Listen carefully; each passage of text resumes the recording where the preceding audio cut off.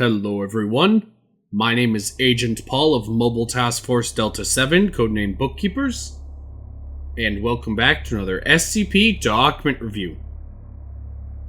And the SCP we'll be reviewing today is SCP-8137, Object Class, Safe.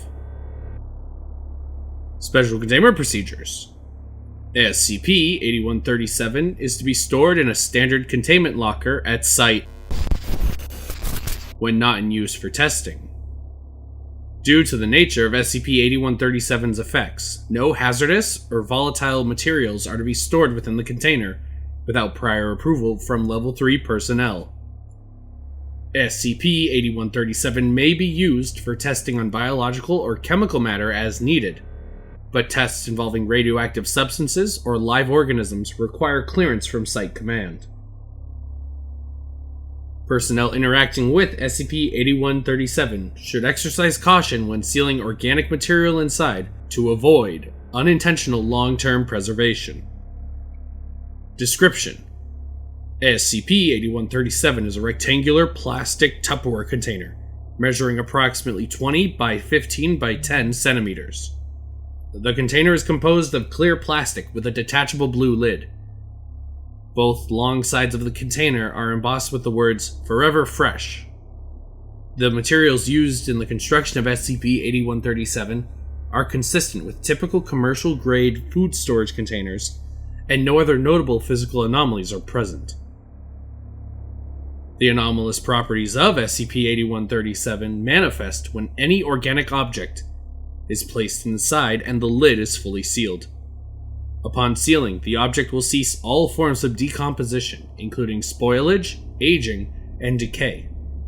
The effect persists for as long as the lid remains sealed. However, SCP-8137 does not appear to reverse any damage or spoilage already present at the time of sealing. Upon reopening the container, normal biological processes resume.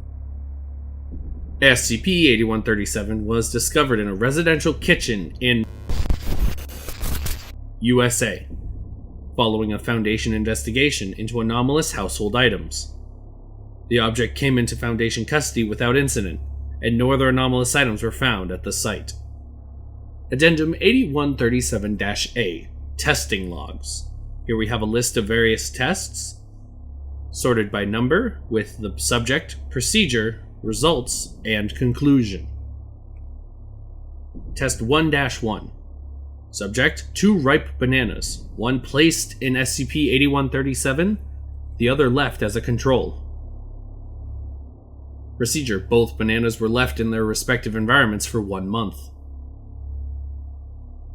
After 1 month, the bananas stored in the SCP showed no signs of decomposition or spoilage, maintaining the same condition as when it was sealed. In contrast, the reference banana exhibited extensive rot and discoloration, consistent with the typical spoilage after prolonged exposure. Conclusion: SCP-8137 effectively halts all signs of decomposition for organic matter. Test 1-2. A banana with early signs of spoilage. A partially spoiled banana was placed in SCP-8137, while another spoiled banana was left out as a control. Both were left for 1 month. After 1 month, the bananas stored in the SCP retained the same level of spoilage it had at the time of sealing, showing no further decomposition, but no improvement either. The control banana decayed completely. Conclusion: SCP-8137 does not reverse spoilage or damage, it only preserves the current state of organic matter. Test 2-1. 1 live house mouse. A live mouse was placed in SCP-8137 with the lid sealed. After 4 hours, the mouse expired due to asphyxiation, as SCP-8137 is airtight. The mouse's body was left inside the SCP for 1 month. During this time, the corpse showed no signs of decay or decomposition. Upon reopening the container, the corpse immediately began to show typical postmortem changes. Conclusion: SCP-8137 prevents decomposition of living organisms after death, but cannot sustain life due to the lack of air exchange. Test 3-1. 10 grams of cobalt-60, a radioactive material. A 10-gram sample of cobalt-60 was placed in SCP-8137, with another 10-gram sample left outside as a reference. Both samples were left for 63 months.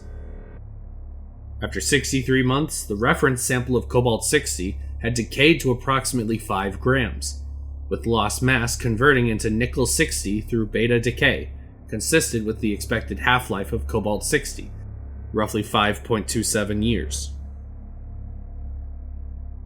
The samples stored inside SCP-8137, however, remained exactly 10 grams, showing no sign of radioactive decay or mass loss. Conclusion: SCP-8137 halts radioactive decay and mass loss, in addition to biological decomposition. Addendum 8137-B. Experiment Proposal. Following the results of Test 3-1, researchers have proposed further experiments involving SCP-8137's potential applications for long-term containment of hazardous materials, including highly radioactive substances. Approval is pending review from the site director. And that is it.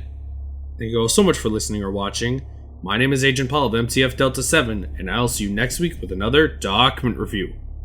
Bye.